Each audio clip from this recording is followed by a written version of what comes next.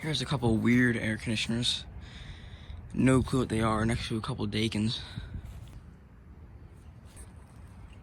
Whatever it is, it has a metal data sheet. So I imagine it's pretty old.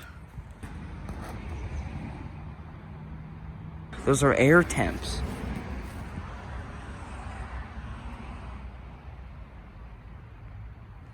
Interesting. That one's metal plate back there is gone. Old air temps. You can tell they've been painted before. But that is old for sure. Those two Daikins might have replaced a couple of them.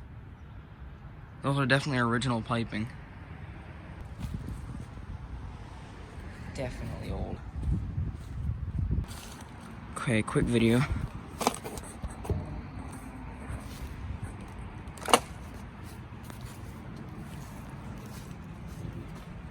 Alright. Let me get out of here. See you guys next time.